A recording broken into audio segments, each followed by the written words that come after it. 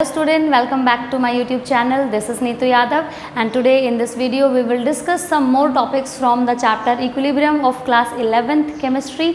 Last video में हमने जो डिस्कस किया था वो ये डिस्कस किया था चीज़ की इक्विलिब्रियम। देखो चीज़ क्या होती है, अ स्टेट किसी भी रिएक्शन में, रिवर्सिबल रिएक्शन में, a state when the rate of reaction in forward direction it becomes equal to the rate of reaction in backward direction. इसका मतलब सिंपल सी बात है, रिवर्सिबल रिएक्शन होनी तो मस्ट है। और अगर गैसियस कंपोनेंट है रिएक्टेंट या प्रोडक्ट में तो वो क्या होना चाहिए, एक क्लोज कंटेनर के अंदर बिल्कुल होना चाहिए। तो कैरेक्टरिस्टिक्स भी है, जब हम केसी की बात कर रहे थे या इक्विलिब्रियम के टाइप थे, फिजिकल और केमिकल, सब थ्योरी पार्ट है। आप उस चीज़ को बुक से कर सकते हैं या प्रीवियस वीडियोस में देख सकते हैं या आने वाली वीडियोस में हो सकता है हम और अच्छे से उन चीज़ों को कोशिश करेंगे कुछ और नए एग्जाम्पल्स के साथ करने की। आज की वीडियो का जो हमारा कंसर्न है, जो टॉपिक हमने चूज़ किया है वो क्या है, हम रिलेशनशिप फाइंड आउट करेंगे between KP and KC. Last time हमने जब डिस्कस किया था तो हमने कहा था एक रिएक्शन जो हम कंसिडर कर रहे हैं वो रिएक्शन है हमारी ए प्लस बी। इक्विलिब्रियम का साइन हमेशा डबल एरोज होते हैं, हाफ हेडेड एरो होता है। ये फॉरवर्ड डायरेक्शन है और ये बैकवर्ड डायरेक्शन है। C plus D. मैंने आपको बताया था small A, small B, small C and small D, ये क्या है, रिएक्शन में स्टोइकियोमेट्रिक कोफिशिएंट्स हैं। ए बी आपके रिएक्टेंट है, सी डी प्रोडक्ट है फॉरवर्ड डायरेक्शन में, और सी डी रिएक्टेंट है, ए बी प्रोडक्ट है बैकवर्ड डायरेक्शन में। प्रीवियस वीडियो में हमने लॉ ऑफ मास एक्शन की बात की थी, वो आई होप आपको समझ में आ ही गया होगा सभी को। अगर नहीं देखी है वीडियो तो प्लीज़ ज़रूर देखिएगा। इस चैनल को अगर आप फर्स्ट टाइम देख रहे हैं प्लीज़ सब्सक्राइब कीजिए चैनल को। वीडियो में अगर टॉपिक आपको सारे समझ में आए, फ्रूटफुल लगे अगर आपको इस वीडियो को देखना, तो वीडियो को लाइक ज़रूर कीजिएगा, शेयर कीजिएगा अपने फ्रेंड्स के साथ।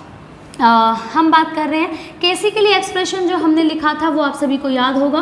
प्रोडक्ट की concentration raise to power the stoichiometric coefficient divided by reactant concentration raise to power its stoichiometric coefficient. This was the relation, this was the expression we were writing for KC. यहाँ बात हो रही थी concentration की, ठीक है।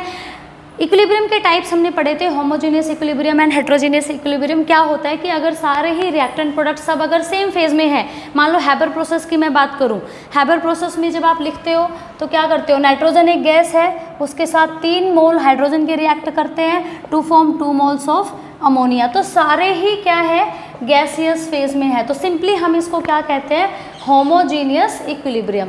लेकिन अगर अलग अलग फेजेस होते हैं, फॉर एग्जांपल CaCO3 जब ये डिकम्पोजिशन होता है तो वो क्या बनाता है, कैल्शियम ऑक्साइड, और साथ में क्या देता है, CO2 गैस। तो ये जो चीज़ है, जब हमें अलग अलग फेजेस नज़र आ रहे हैं सिंपली, तो हम इसको क्या कहते हैं, हेट्रोजीनियस इक्विलिब्रियम, ठीक है। अब जैसे हमने कहा कि बात कर रहे हैं कंसंट्रेशन की, तो ये सॉल्यूशंस थे, एक्वस सॉल्यूशंस थे, लिक्विड स्टेट में थे, इनकी बात कर रहे थे। लेकिन अगर सारे के सारे गैसियस फेज में हो तो हम कंसंट्रेशन ना यूज़ करके हम क्या यूज़ करेंगे, उनका प्रेशर यूज़ करेंगे। और उस केस में जब आप इक्विलिब्रियम कांस्टेंट का एक्सप्रेशन निकालोगे तो उसको कहेंगे Kp। क्या कहेंगे हम उसको, Kp कहेंगे। और सिंपल सी, देखो मैं कुछ घुमा फिरा के नहीं बता रही हूँ, बहुत करेंगे डेरिवेशन पूरा, लेकिन एक सिंपल सी बात समझेंगे कि जब एक्वस स्टेट में या लिक्विड स्टेट में है तो कंसंट्रेशन की बात होती है, जहाँ पर कंसंट्रेशन हम जनरली क्या लेते हैं, मोल पर लीटर होता है हमारा, फाइन। लेकिन जब प्रेशर की बात हो रही है तो सिंपल सी बात है, यहाँ C की कंसंट्रेशन है तो यहाँ C का क्या ले लेना है, प्रेशर ले लेना है, सिंपल। पावर C ही रहेगी, स्टोइकियोमेट्रिक कोफिशिएंट पावर में तो जाएगा ही जाएगा। फिर जब D की बात हो रही है तो D का प्रेशर ले लेना है, पावर D जाएगी ही जाएगी, ठीक है। नीचे अगेन क्या करना है, A का प्रेशर लेना है, पावर A करनी है, और फिर इनटू B का प्रेशर लेना है, पावर B करनी है। एक छोटी सी चीज़ समझना कि भाई जब कंसंट्रेशन गिवन है तो सारे के सारे कंसंट्रेशन टर्म्स ले लिए, तो हमने इसको रिप्रेजेंट किया Kc से। अब जब हमारे सारे ही जो रिएक्टेंट प्रोडक्ट्स हैं, मतलब कंपोनेंट्स है सारे, वो गैसियस फेज में अगर है तो हम सबके प्रेशर की बात करेंगे। तो हमने प्रेशर की पावर मतलब स्टोइकियोमेट्रिक कोफिशिएंट लेके जाना है। तरीका वही है कि प्रोडक्ट वालों का प्रेशर ऊपर रहेगा, रिएक्टेंट वालों का प्रेशर नीचे रहेगा, और उनकी पावर क्या रहेगी, स्टोइकियोमेट्रिक कोफिशिएंट रहेगी। तो ये बहुत सिंपल हुआ, ठीक है। अब जो चीज़ फाइंड आउट करनी है वो हमें क्या फाइंड आउट करनी है, रिलेशन फाइंड आउट करना है बिटवीन Kc एंड Kp, इन दोनों में रिलेशन क्या है। ओके चलिए करते हैं, बहुत इजी रहेगा, आराम से समझेंगे। आइडियल गैस इक्वेशन हम सब ने पढ़ी हुई है, PV is equals to nRT, कोई प्रॉब्लम ही नहीं है। अगर मैं कुछ ऐसा लिखूं तो भी आई थिंक किसी को कोई प्रॉब्लम नहीं है। V को हम उधर डिवाइड में ले गए। N/V number of moles upon volume क्या होता है, molarity, simply I can say it is concentration. तो मैंने क्या लिखा, P is equals to CRT, कोई प्रॉब्लम ही नहीं है यहाँ तक, तो बिल्कुल सिंपल है। अब अगर मैं कहती हूँ PA तो वो हो जाएगा कंसंट्रेशन ऑफ A RT, भाई P is equals to CRT, C is the concentration ना। फिर जब मैं A की बात कर रही हूँ तो A की कंसंट्रेशन, B की बात करूँगी तो B की कंसंट्रेशन, PB अगर मैं बात करूँगी तो क्या करोगे, B की कंसंट्रेशन RT। जब C की बात की जाएगी तो क्या करोगे, C की कंसंट्रेशन RT, और जब आप D की बात करोगे तो ये क्या हो जाएगा, D की concentration RT। Am I clear? I hope I am clear till now. एक बार मैं इस साइड से रब कर रही हूँ, ठीक है। बोर्ड में स्पेस की रिक्वायरमेंट है तो I need to rub it. आप साथ साथ नोट भी कर सकते हो या बाद में वीडियो को रिपीट देख करके आप चीज़ों को नोट कर सकते हो। Once you need to understand first and then you can write it in your notebook. तो अब यही सारी वैल्यूज़ हमने जो Kp के लिए एक्सप्रेशन लिखा था उसमें नोट डाउन करेंगे। तो कंसंट्रेशन ऑफ, ऊपर क्या था, C की power C, pressure of D की power D divided by pressure of A की power A, pressure of B की पावर B। ये सारी वैल्यूज़ वहाँ से उठा के यहाँ पुट कर दो। तो देखो प्रेशर ऑफ C, PC क्या है आपका, C की कंसंट्रेशन RT, इसका पूरे का पावर क्या हो जाएगा C। फिर कंसंट्रेशन ऑफ D RT, पूरे का पावर D।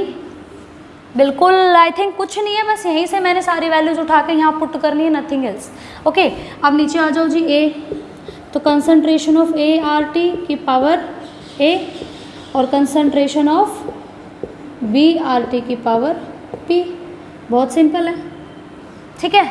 अब मैंने क्या किया, कंसंट्रेशंस बाहर निकाल ली, RT सब एक तरफ कर दिया, तो RT की पावर C, RT की पावर D, तो ये सिंपली क्या हो जाएगा, RT की power C plus D, done ना। और आगे क्या रह जाएगा, कंसंट्रेशन ऑफ C की power C, concentration of D की पावर D। आई थिंक कुछ बच्चे तो समझ गए होंगे कि अब हमारा क्या एक्सप्रेशन आने वाला है, ठीक है। ऐसे ही नीचे A की पावर A अलग हो जाएगा, B की पावर B अलग हो जाएगा और RT की पावर A प्लस B हो जाएगा, क्योंकि सेम टर्म्स है, ठीक है। तो हमने एक्सपोनेंट्स वाला चैप्टर मैथ में छोटी क्लासेस में पढ़ा हुआ है। बेस सेम है तो पावर क्या हो जाती है, ऐड। बेस सेम है तो पावर क्या हो जाती है, ऐड। अब यहाँ भी देख लो, बेस सेम है, ये पावर ऊपर जाके क्या हो जाएगी, माइनस। इस साइड से रब कर रही हूँ, ठीक है, समझना ज़रूरी है। चलिए अब देखो ये चीज़ नोट करना, ये वाली जो चीज़, ये Kp इज इक्वल्स टू चल रहा है हमारा, तो आपको नहीं लगता कि ये जो चीज़ है, ये एक्सप्रेशन जो है ये हमारा Kc तो आ गया। तो सिंपली मैंने क्या लिख दिया, Kp is equals to Kc। अब ये बेस सेम है तो पावर ऊपर जाके क्या हो जाएगी, माइनस हो जाएगी, तो ये क्या हो जाएगा, RT C plus D minus A plus B, कुछ ऐसा। अब अगर रिएक्शन को ध्यान से देखा जाए, C plus D minus A plus B, this is nothing but the difference of number of moles. Product के नंबर ऑफ मोल्स में से रिएक्टेंट के नंबर ऑफ मोल्स को माइनस ही तो किया है, यस और नो। तो सिंपली मैंने इसको क्या लिख दिया, Kp is equals to Kc RT की पावर मैंने लिख दिया डेल्टा n।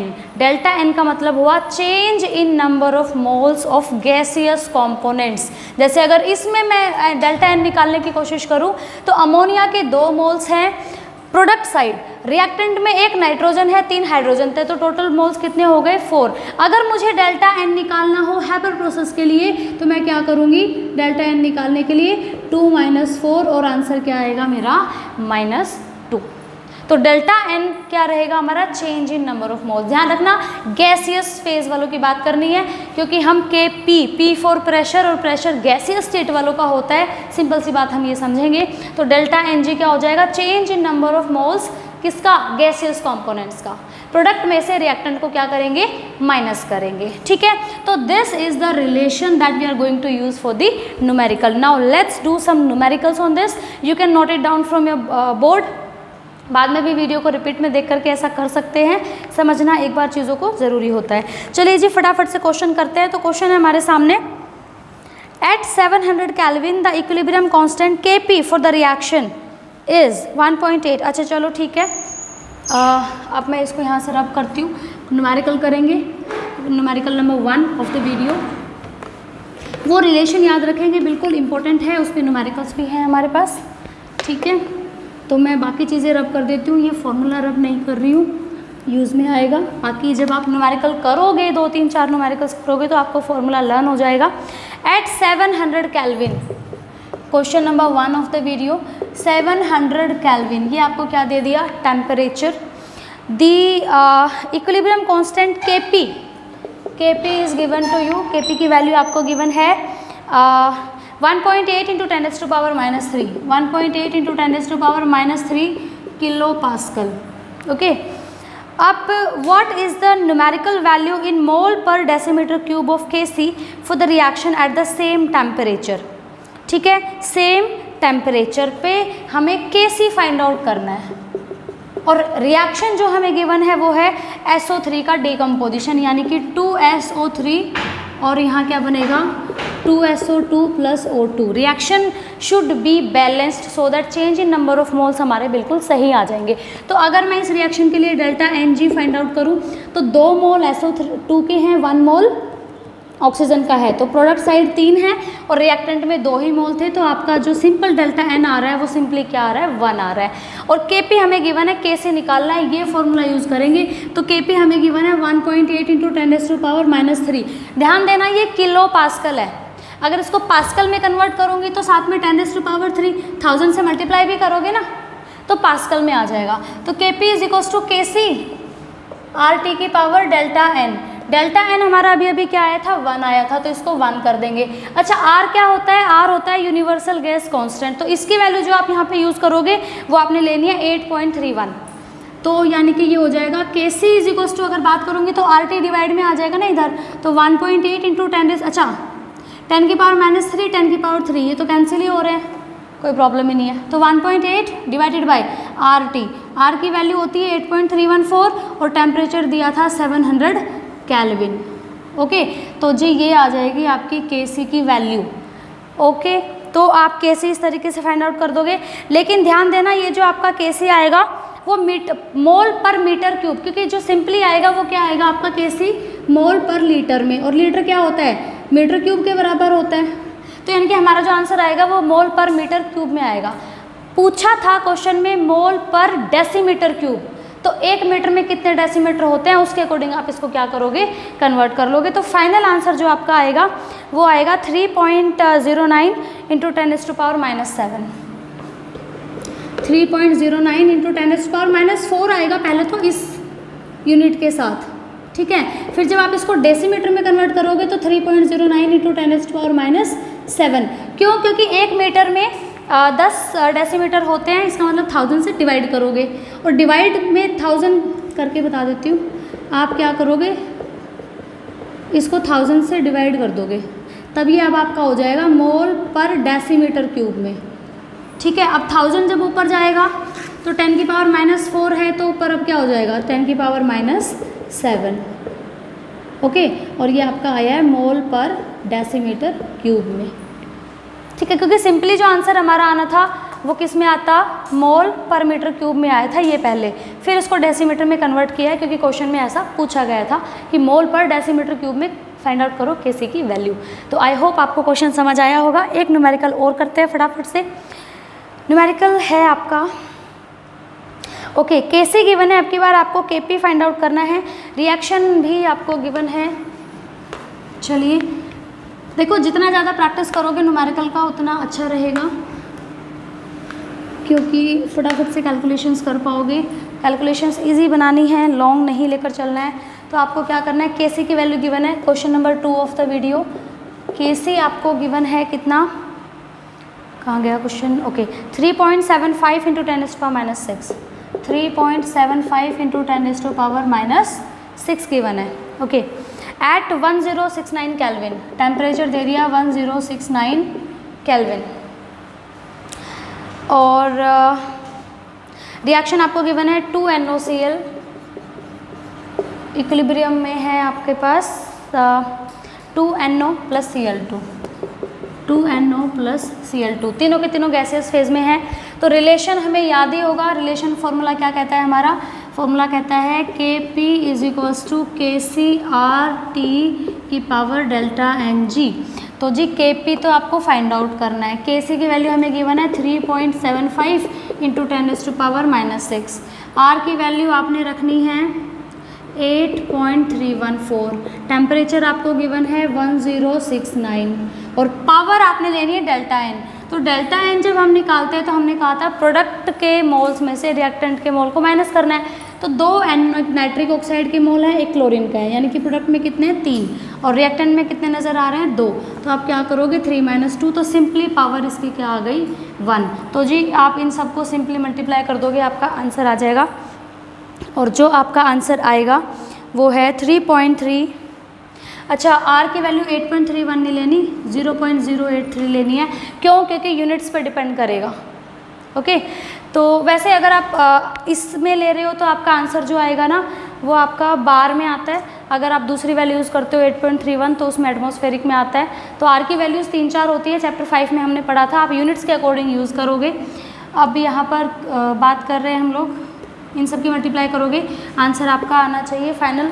मैं बुक से ही लिख रही हूँ क्योंकि कैलकुलेटर यूज़ करना पड़ेगा, अदरवाइज़ बहुत लंबी कैलकुलेशंस होती है, तो आपको करनी है प्रैक्टिस नोटबुक में। तो आपका फाइनल आंसर जो आना चाहिए इन सब की मल्टीप्लाई करने के बाद वो ये होगा 3.33 इंटू 10⁻⁻⁴। आई होप आपको समझ आ गया होगा रिलेशन दोनों के बीच में Kp एंड Kc, और फिर उसी फॉर्मूले पर, उसी रिलेशन पर, this is the relation, this is the formula, इस पर आप क्या करोगे, न्यूमेरिकल प्रैक्टिस करोगे। आई होप समझ आया है। अगर समझ आया है तो वीडियो को लाइक ज़रूर कीजिए, शेयर कीजिए अपने दोस्तों के साथ ताकि वो भी चीज़ों को अच्छे से अंडरस्टैंड कर सके। Thanks for watching till and.